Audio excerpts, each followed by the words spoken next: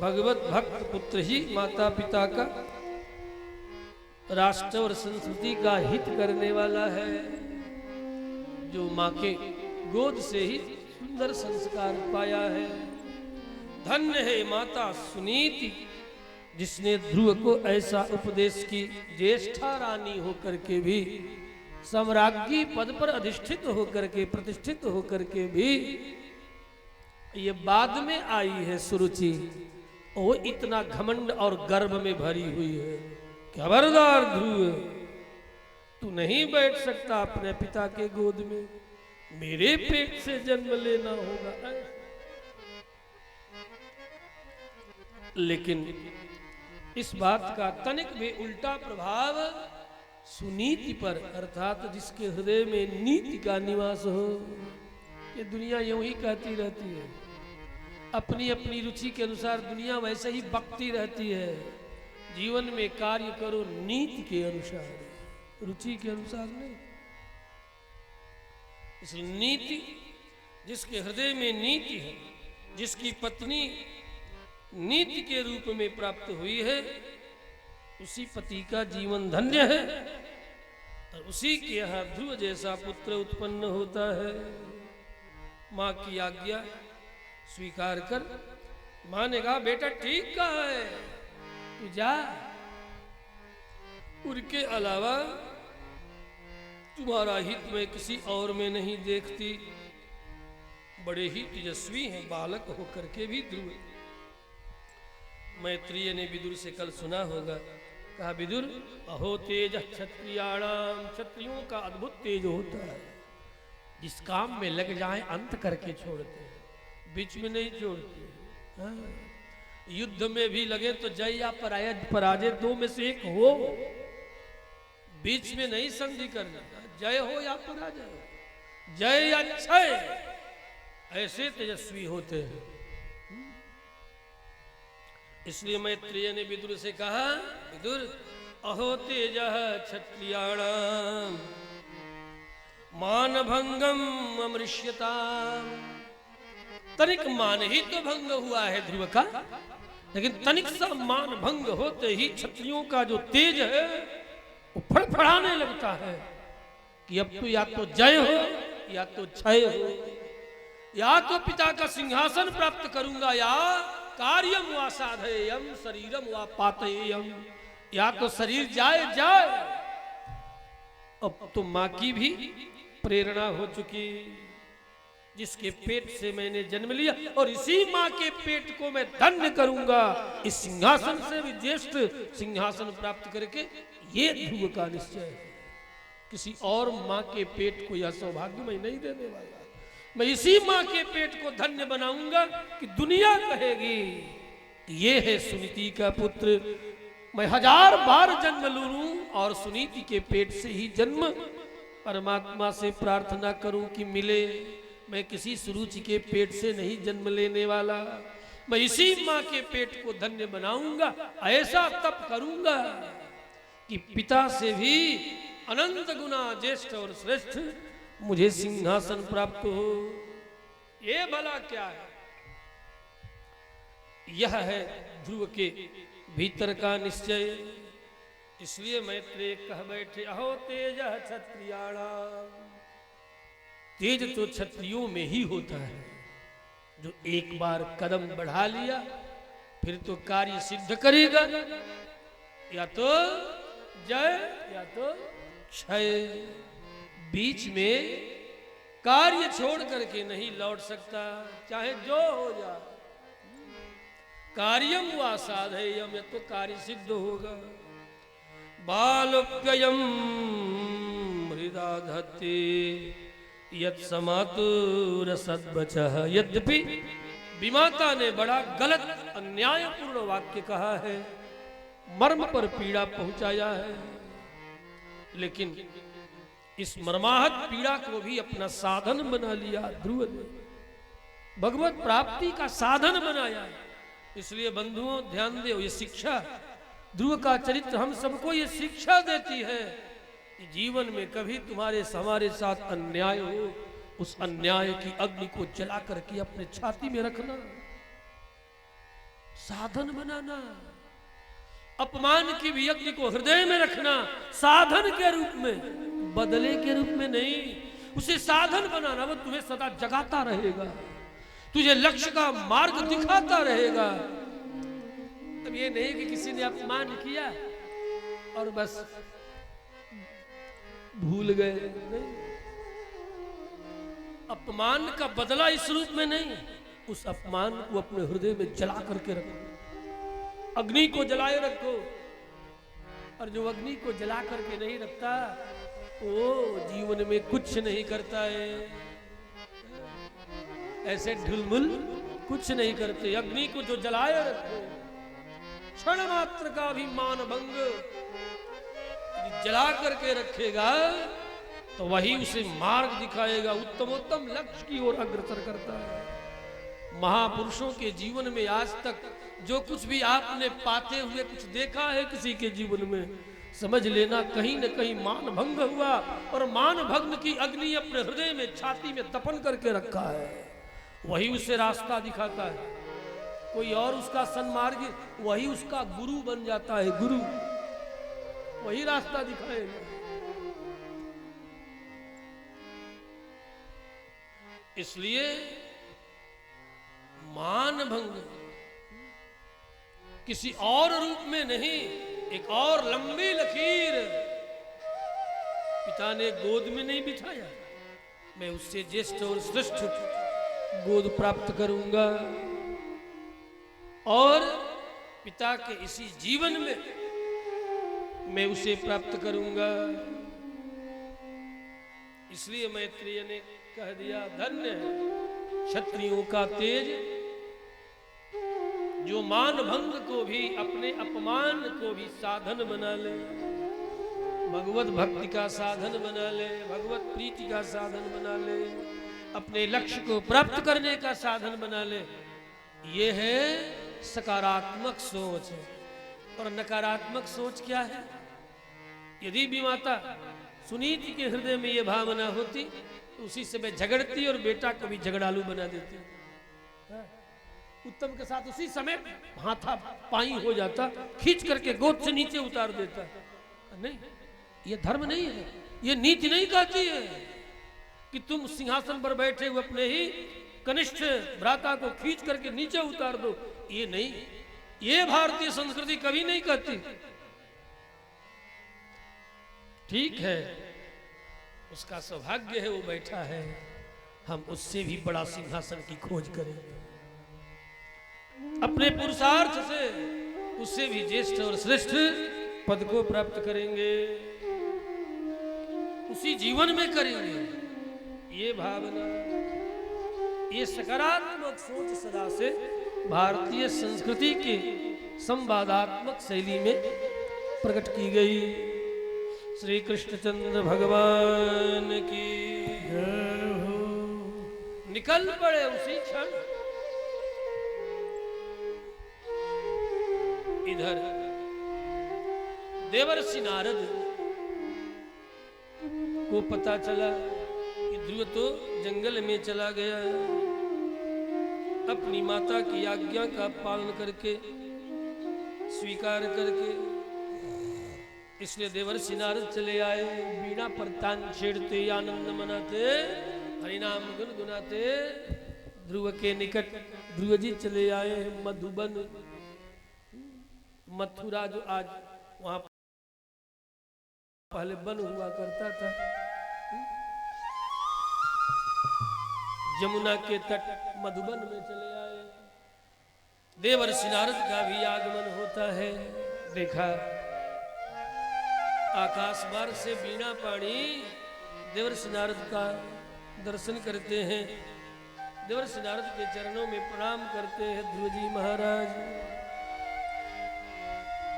चित्त को शांत करने के लिए, कुछ क्षण के लिए देवर्षि नारद ने बड़े प्रेम में भर करके हरिनाम गुनगुनाया। श्रीमन नारायण नारायण नारायण, श्रीमन नारायण नारायण नारायण, श्रीमन नारायण नारायण नारायण,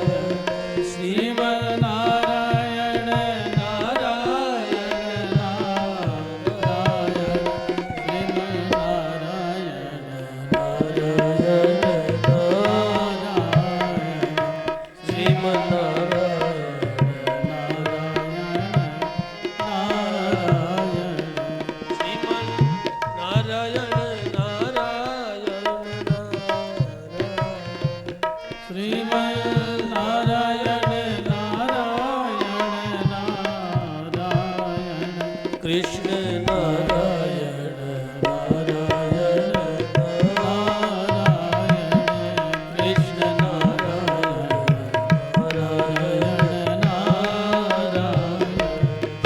श्रीमन्नारायण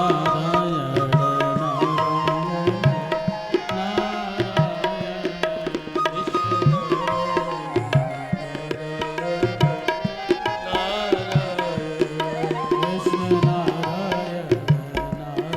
नारायण नारायण।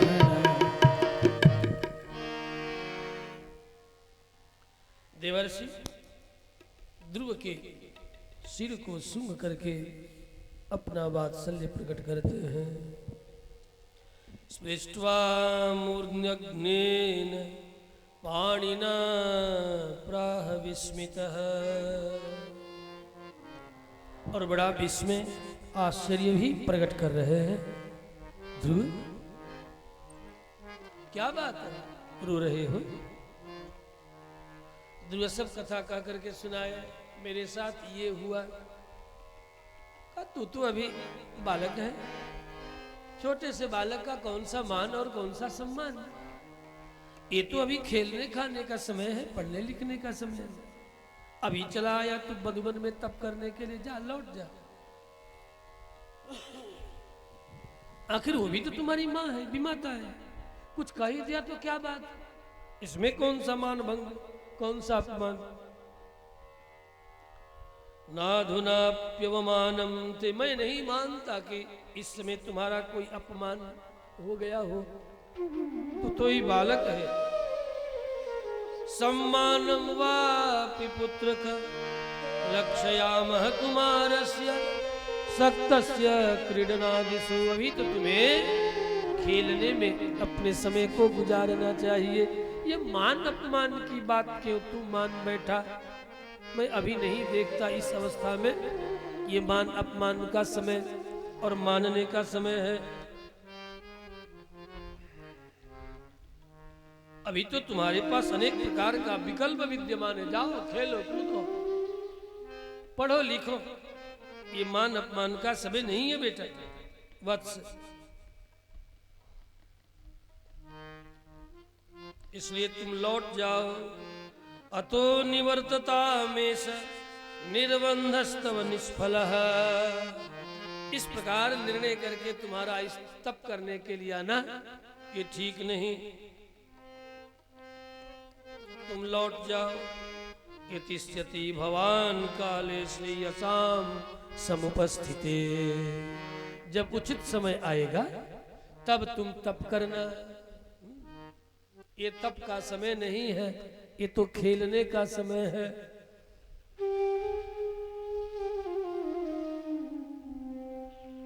तूने जो मान लिया,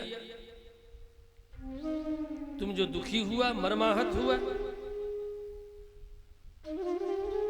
ऐसा भी तुम्हें नहीं होना चाहिए।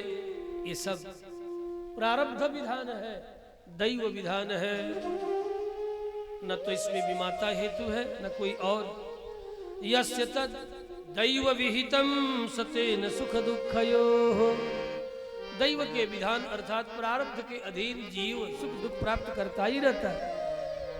इसमें विमाता को हेतु क्यों बना रहे हैं? मत बनाओ, लौट जाओ। आत्मानं तो सयद्देहि तमसः पारमृच्छति,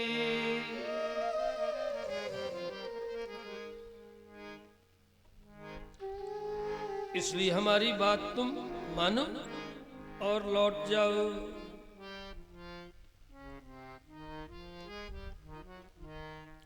गुणाधिकान् मुदं लिप्से अनुक्रोशं गुणाधमा, मैत्रीं समानात् अन्वीक्षे नातापैरभिभूयते। सुनो, देखो, मैं तुम्हें एक बात बताऊं। जो समान से मैत्री करता हो वो कभी दुखी नहीं होता। उत्तम अधम में मैत्री दुख का कारण बनती है। गुणाधिक्य कोई हो और कोई गुण न्यून हो, उसमें भी समानता नहीं चलती। इसलिए कभी भी अपने से बढ़कर के आप चाहेंगे कि मैत्री का निर्वाह हो जाए, नहीं होगा। और ऐसी स्थिति में व्यक्ति को सुखी दुखी भी नहीं होना चाहिए। गुणाधिकान मुदम लिप्से,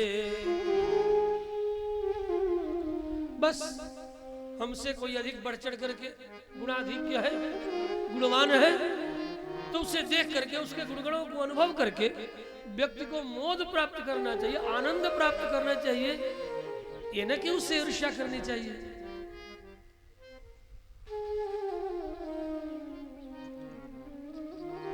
अनुक्रोशम गुणाधमात, और यदि क्रोध करना भी हो है तो अपने से जो गुणगण में न्यून हो उसके ऊपर करना चाहिए, है? तब तो निर्वाह हो जाए। ये नीति है। मैत्रीम समानार अन्विच्छे, जीवन में मैत्री भी अपने समान से ही निर्वाह हो पाती है, असमान से मैत्री का निर्वाह नहीं हो पाता। ठीक है, हमारे साथ पड़ा है, अच्छी बात है, बड़े एक टटसार, ऐसा कोई कृष्ण ही निर्वाह कर सकते हैं, लेकिन साथ साथ 10-10 साल एक ही चूल्हे पर, एक ही चौकी पर पड़े, बड़े एक टटसार, और यही किसी गुणाधिक्य के कारण सौभाग्य और दैव विधान के अनुसार, दैव और प्रारब्ध के अनुसार कहीं विशिष्ट पद प्रतिष्ठा को प्राप्त कर लिया, तो पीछे मुड़ कर नहीं देखता कि जिसके एक ही कक्ष में, एक ही कक्ष में, एक ही विद्यालय में, एक ही आसन पर बैठ करके जिसके साथ पढ़ा लिखा सब कुछ, और पीछे मुड़ के नहीं देखते। और यदि तुम उससे मैत्री खोजते हो, बराबरी खोजते हो, तो ये ठीक बात नहीं होती, चलता भी नहीं है। ऐसे बिरले मनुष्य जगत में होते हैं जो विषम के साथ मैत्री का निर्वाह करते हैं। ऐसा तो कोई कृष्ण ही हो सकते हैं जो सुदामा के साथ मैत्री का निर्वाह कर बैठे। आप लोग भी अपने जीवन में देखेंगे, जो आपके साथ पढ़ा लिखा एक साथ कहीं विशिष्ट पद प्रतिष्ठा पर चला गया, तो अपने चेंबर में भी न जाने दे, उसके लिए भी पर्ची डाल कर भले 2-4 मिनट के लिए सामान्य उपचार औपचारिकता का निर्वाह कर ले, लेकिन जल्दी चाहेगा कि जल्दी छुट्टी हो इनसे, हमारी जल्दी ये निकले हमारे चैम्बर से। ये बहुत पुरानी नीति है। इसलिए देवर्षि कह रहे हैं, मैत्रीम समानान अन्विच्छेत, अपने समान के साथ ही मैत्री की आकांक्षा करनी चाहिए। सहपाठी हो, बढ़ चढ़ करके पद प्रतिष्ठा में चला गया, उससे मैत्री की इच्छा करोगे तो दुख पाओगे, अपमान पाओगे, पीड़ा पाओगे, मर्माहत होगे, बदले में और कुछ नहीं मिलेगा। ऐसे संसार में दुर्लभ लोग होते हैं, और जो ऐसे होते हैं वे ईश्वरीय गुण संपन्न होते हैं। और ये सबके साथ ये दिखाई पड़ता है। देवर्षि नारद ने इस प्रकार ध्रुव को उपदेश किया। इसलिए हे ध्रुव, तुम्हें लौट जाना चाहिए। तुम जिस परम पुरुष परमात्मा की आराधना करने के लिए यहाँ चले आए हो, पता है वे कितने दुर्धर्ष हैं? दुर्धर्ष भी है और दुर्दर्श भी है। आसानी से उन्हें नहीं पाया जा सकता। दुर्दर्शो अस्मद् विधैस्तु यः दर्शितः कृपया पुंसा। देवर्षि नारद ने कहा, हमारे जैसे लोगों के लिए भी जिस परम पुरुष परमात्मा का दर्शन दुर्दर्श है, शीघ्रता से नहीं प्राप्त हो पाता, तुम्हारे जैसे लोगों के लिए तो और कठिन है। मेरे जैसे जिनके पास देवदत्त इमाम बीड़ा देवदत्त बीणा पर तान छेड़ता हूं, मेरे लिए भी वे दूरदर्श है। बड़े भाव से उनका भजन करना पड़ता है। इसलिए तुम्हें लौट जाना चाहिए। ध्रुव ने कहा, वे चाहे कितने भी दूरदर्श हो तो क्या हुआ, हम लोगों के लिए, हम जैसों के लिए। ध्रुव कह रहे हैं,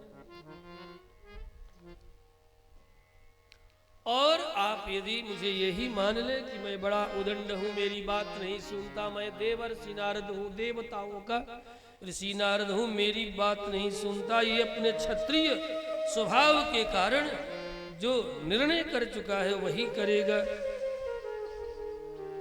बाबा, हे देवर्षि, आप लाख हमें समझावें।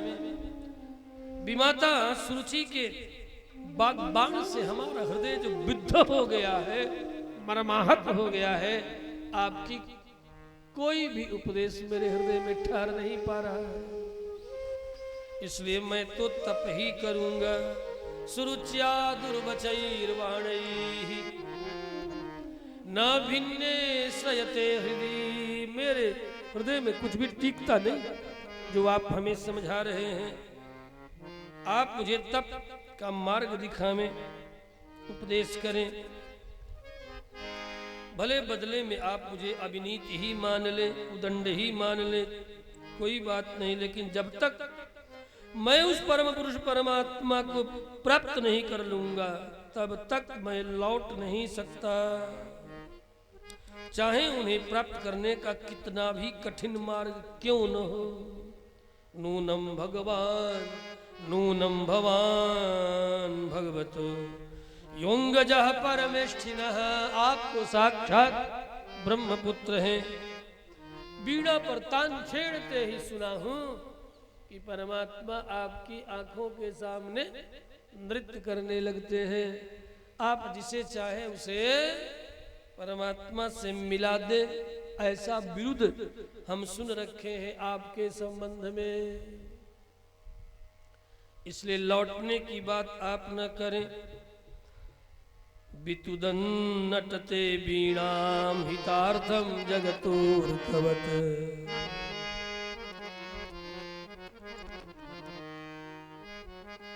देवर्षि नारद वास्तव में ध्रुव की परीक्षा ले रहे थे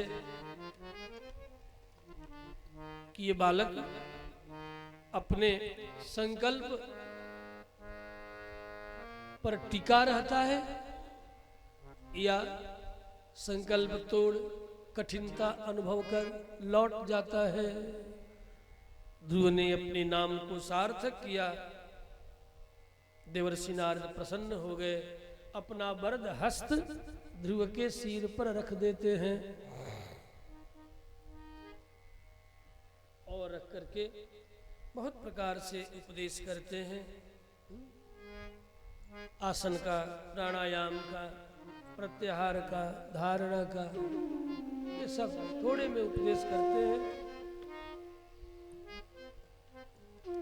और कहते हैं, हे ध्रुव, भगवान वासुदेवस्तम भज तत्प्रवणात्मना। अत्यंत प्रीति की वेग से, प्रीति के प्रबल वेग से परमात्मा वासुदेव श्री कृष्ण का तू भजन कर। अब आदेश पूर्वक कहते हैं, भज तत्प्रवणात्मना भगवान वासुदेवस्तम। कृष्ण भजन कर तू।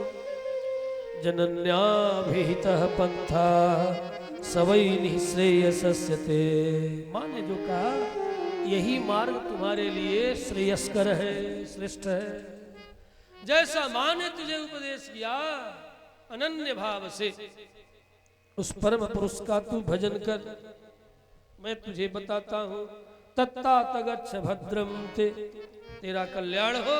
जमुना के तट पर भजन कर, वृक्ष के नीचे रह करके भजन कर, जमुना की बालुका से उनकी मूर्ति बना करके जो कुछ भी वस्तुएं प्राप्त हो जाए उन्हीं के द्वारा उनकी आराधना करके चरणों में साष्टांग कर।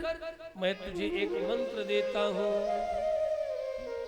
यदि तुम ठीक ठीक भजन करने में समर्थ होवोगे तो निश्चय ही तुझे कुछ एक दिनों में ही सिद्धों का आकाश मार्ग में दर्शन होने लगेगा। पुमान पश्यति खेचरान यम सप्तरात्रम प्रपठन, 7वीं रात्रि ही तुम्हें आकाश में सिद्धों का दर्शन होने लगेगा। खुली आंख से न हो तो सपने में सही, तंद्रा में सही।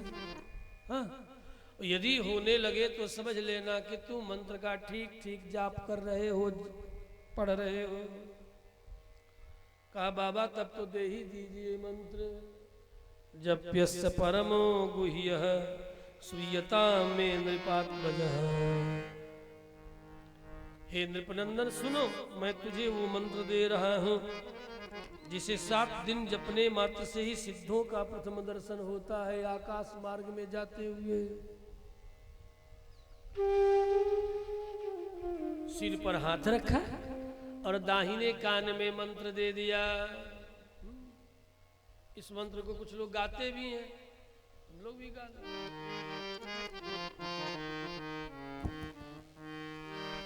ओम नमो भगवते वासुदेवाय। ओम नमो भगवते वासुदेवाय। वासुदेवाय स्वामी नंदनंदनाय। वासुदेवाय स्वामी नंदनंदनाय।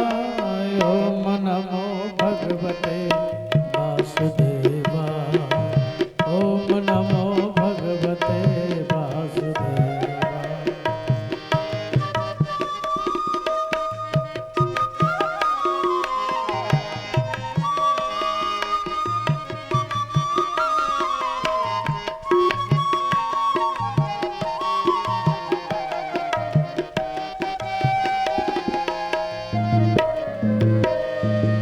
ओम नमो भगवते वासुदेवाय। सब बोले ओम नमो भगवते वासुदेवाय। वासुदेवाय स्वामी रामचंद्राय। वासुदेवाय स्वामी रामचंद्राय। रामचंद्राय स्वामी नंदनंदनाय। ओम नमो भगवते वासुदेवाय। ओम नमो भगवते वासुदेवाय।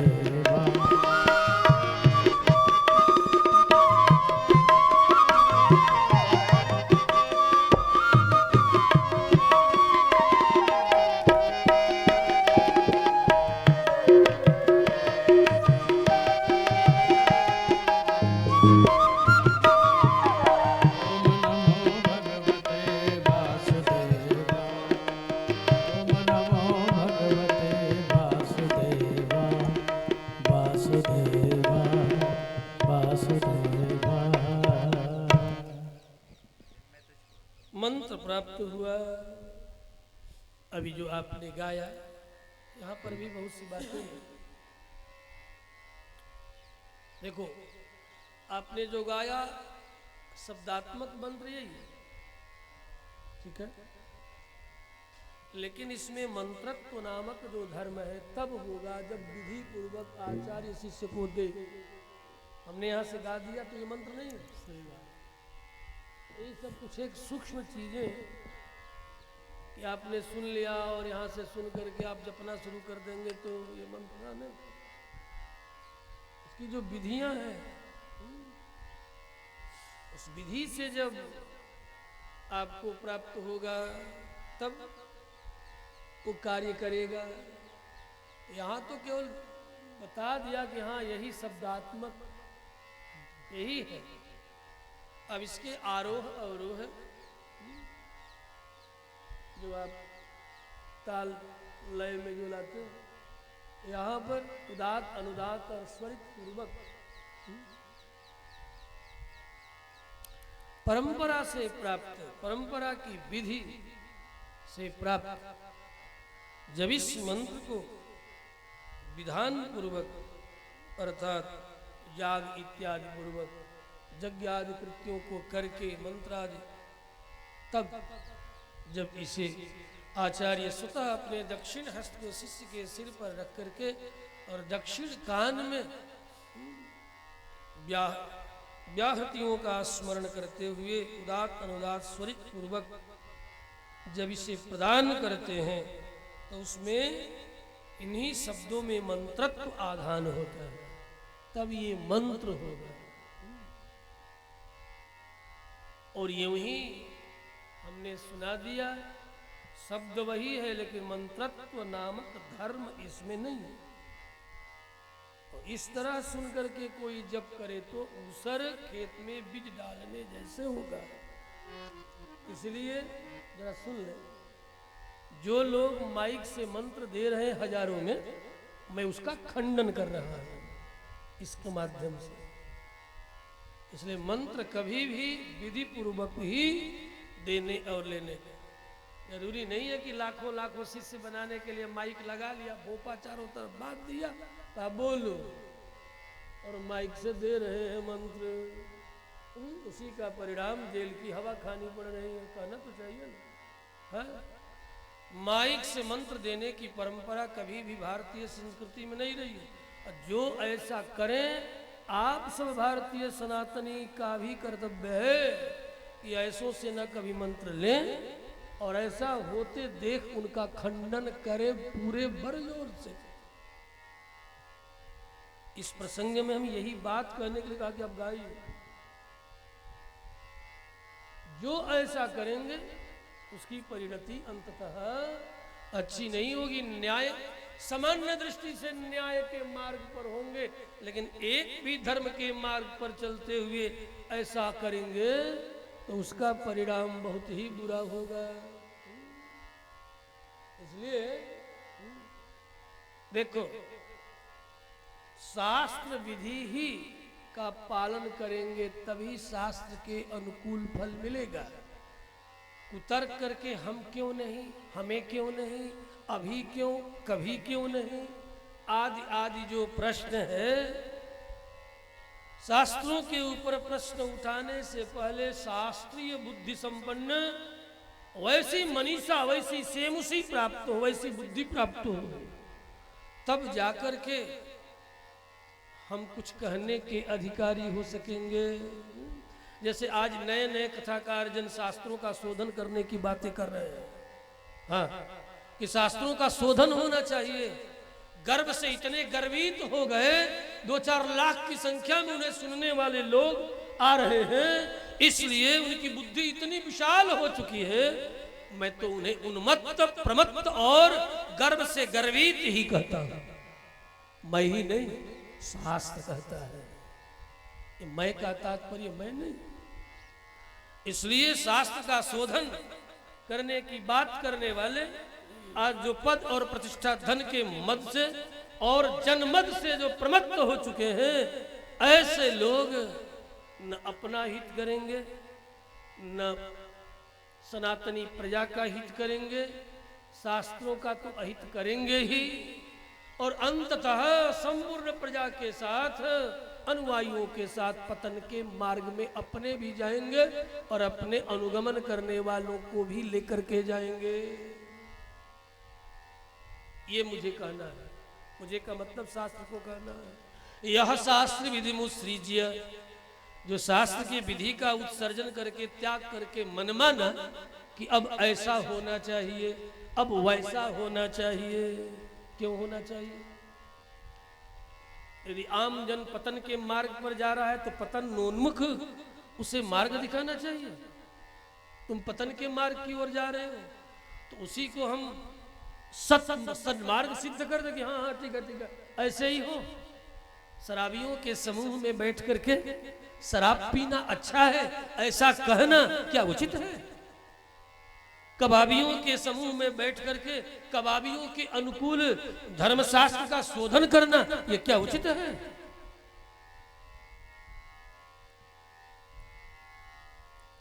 सूर्योदय के पश्चात तक सोते रहना, शास्त्र में संशोधन कर दो कि सूर्योदय के पश्चात